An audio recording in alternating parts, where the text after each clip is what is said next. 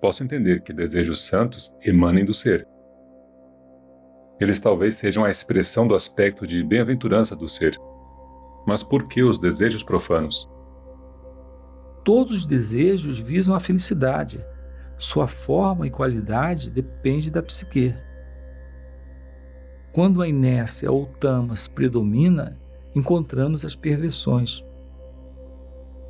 Com a energia ou rajas, surgem as paixões. Com a lucidez ou sátiva, o motivo por detrás do desejo é a boa vontade, a compaixão, o impulso de fazer alguém feliz, mais do que de ser feliz.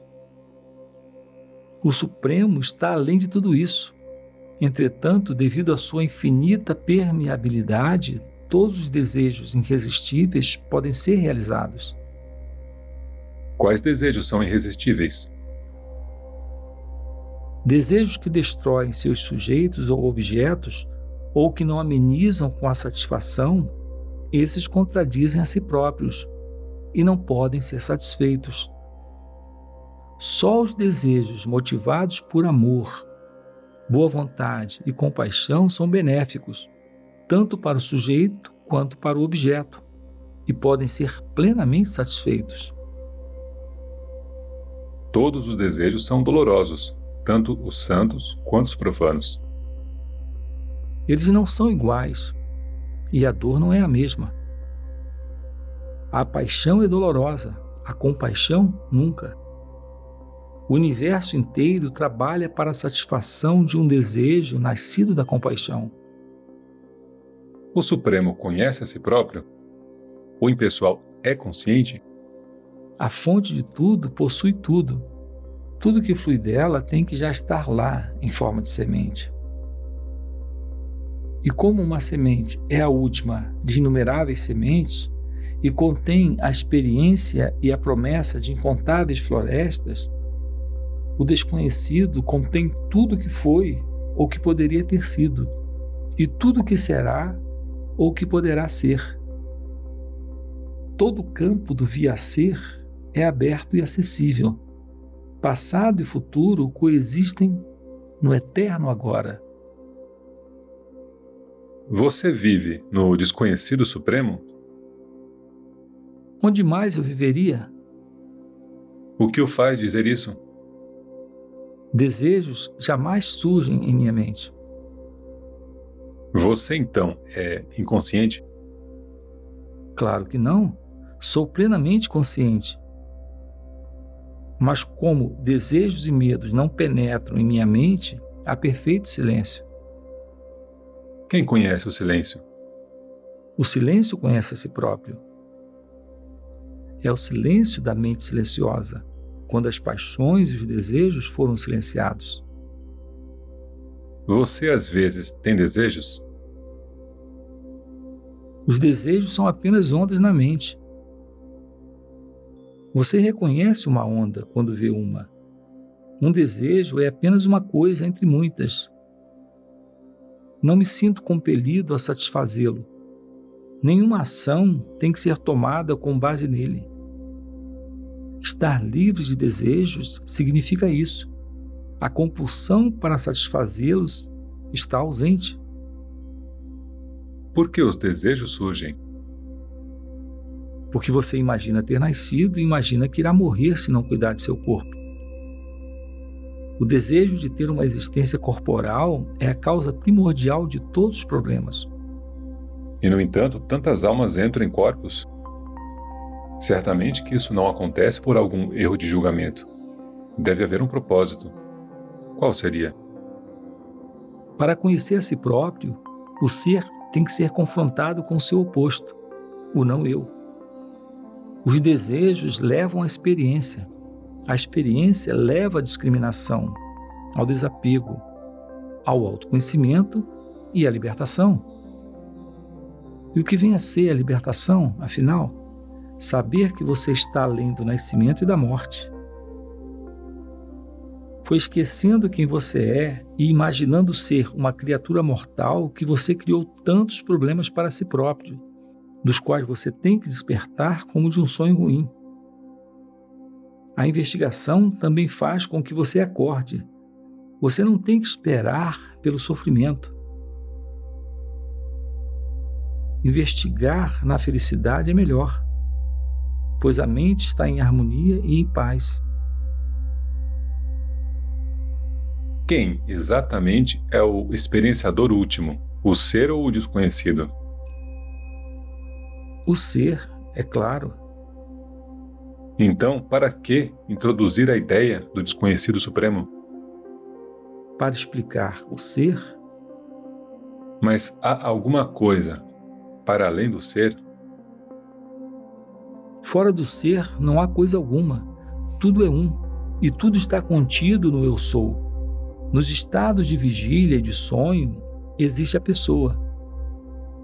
No sono profundo e no estado de túria, existe o ser. Mas além da intenção alerta de túria, está a grande e silenciosa paz do Supremo. Mas, na verdade, tudo em essência é uma coisa só. E o vínculo se dá na aparência. Na ignorância, quem vê se transforma no que é visto. E, na sabedoria, ele é o próprio ver. Mas por que se preocupar com o Supremo? Conheça os conhecedores e tudo será conhecido. Fomos aconselhados a adorar a realidade personificada num Deus, ou no homem perfeito. Disseram-nos que não tentássemos adorar o absoluto, porque isso é difícil demais para uma consciência centrada no cérebro. A verdade é simples e aberta a todos. Por que vocês complicam? A verdade é amorosa e amável. Ela inclui a todos, aceita a todos, purifica a todos. É a falsidade que é difícil e fonte de problemas. Ela sempre quer, espera, exige. Sendo falsa, ela é vazia, sempre em busca de confirmação e de tranquilização. Ela teme a investigação e a evita. Ela se identifica com qualquer apoio, por mais frágil e momentâneo que seja. Tudo que ela consegue, ela perde. E pede mais. Portanto, não confie no consciente.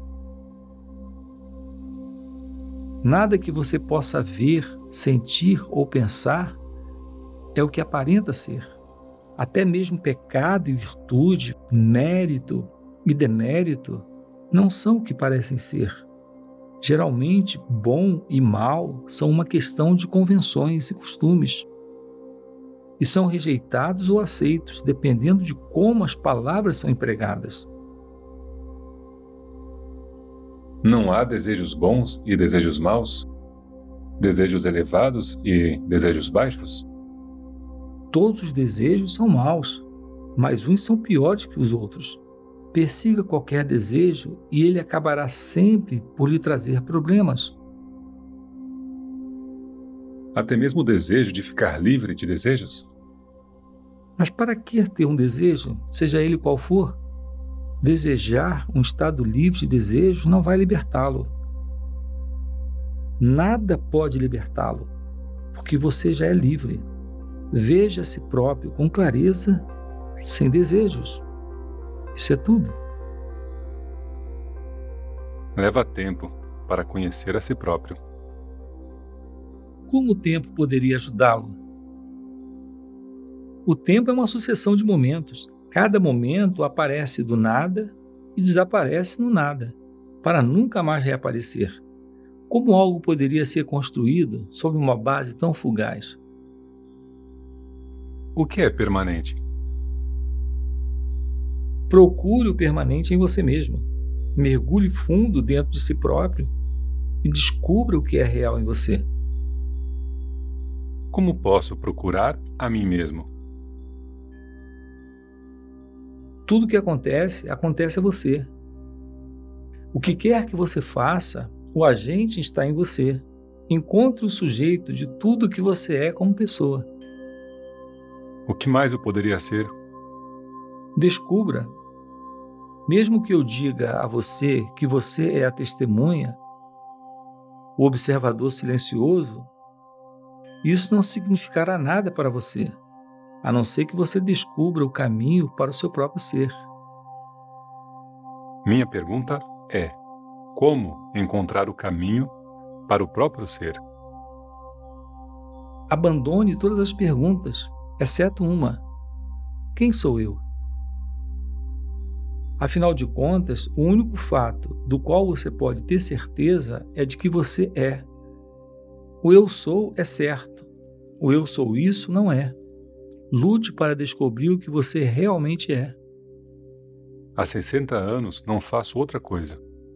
Que mal há em se esforçar? Por que esperar resultados?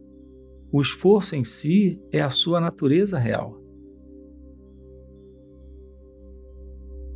O esforço é doloroso. É você mesmo que faz com que seja assim, ao buscar resultados. Empenhe-se sem buscar. Lute sem avidez. Por que Deus me fez como sou? De que Deus você está falando? O que é Deus? Ele não seria a própria luz na qual você faz essa pergunta? O próprio eu sou é Deus. A própria busca é Deus. Buscando, você descobre que não é o corpo nem a mente, e que o amor pelo ser em você é o amor pelo ser em todos. Os dois são um só.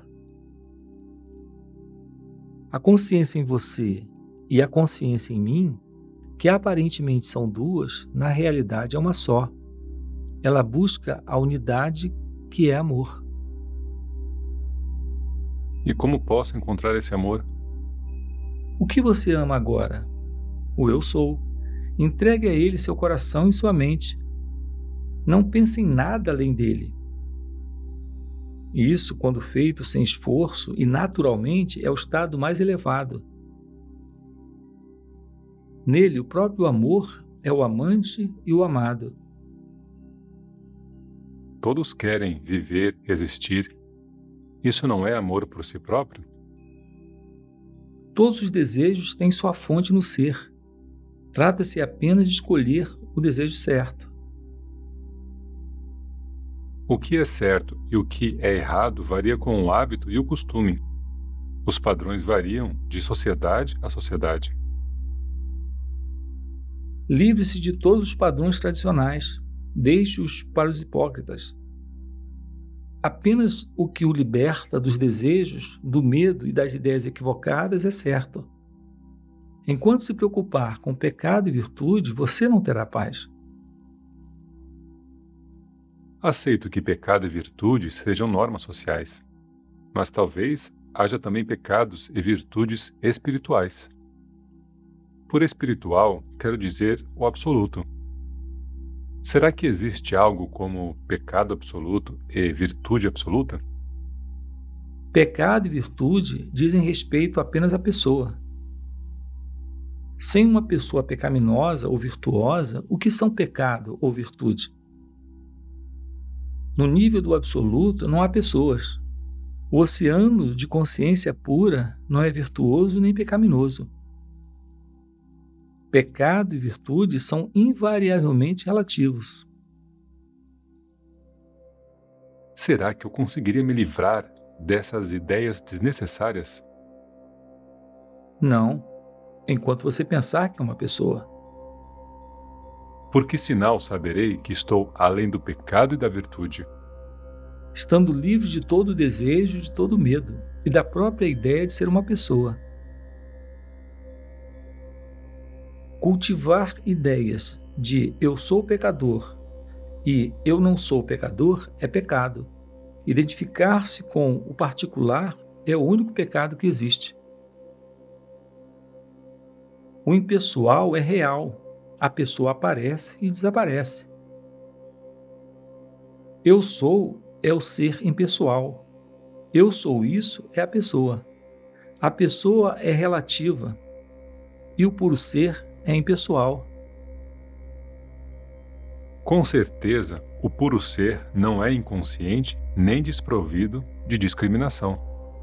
Como ele pode estar além do pecado e da virtude? Apenas nos diga, por favor, ele tem inteligência ou não?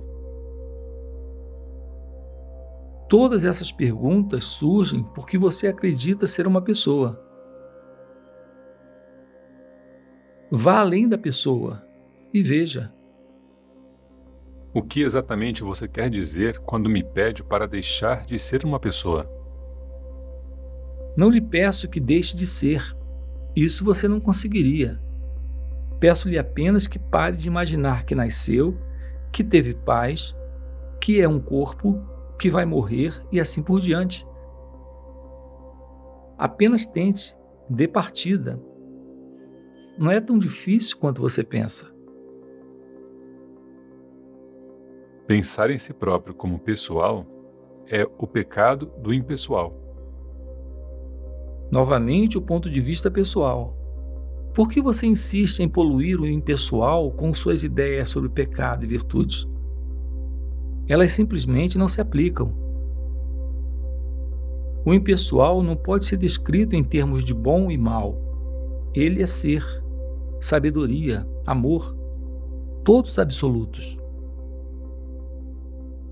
Onde está o espaço para o pecado aí? E a virtude é apenas o oposto do pecado. Falamos de virtude divina. A verdadeira virtude é a natureza divina. O que você realmente é sua virtude. Mas o oposto de pecado, a que você chama de virtude, é apenas obediência nascida do medo. Então, por que todo esse esforço em ser bom? Ele o mantém em movimento. Você vai sempre em frente até que encontra Deus. Então Deus o leva para dentro de si e o faz como ele é. A mesma ação é considerada natural num determinado momento e pecado num outro. O que a torna pecaminosa? Tudo que você faz sabendo que está errado é pecado. Esse saber depende da memória. Lembrar-se de si próprio é virtude, esquecer de si próprio é pecado. Tudo se resume ao vínculo mental e psicológico entre o espírito e a matéria. Podemos chamar esse vínculo de psique. Quando a psique é crua, pouco desenvolvida, bastante primitiva, ela está sujeita a ilusões grosseiras. À medida em que ela cresce em amplitude e sensibilidade, ela se torna o elo perfeito entre a pura matéria e o puro espírito, e dá significado à matéria e expressão ao espírito. Há o mundo material e o espiritual. Entre eles está a mente universal, que também é o coração universal. É o amor sábio que faz com que os dois sejam um.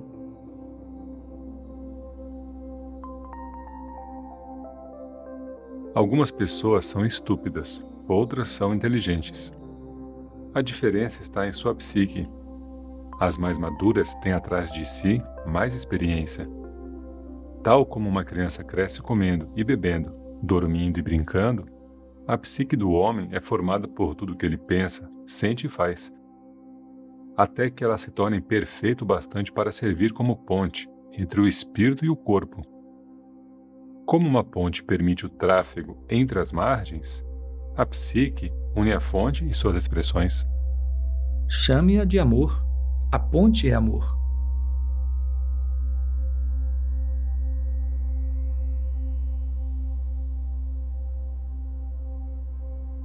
No estado último não pode haver felicidade? Nem infelicidade, apenas liberdade.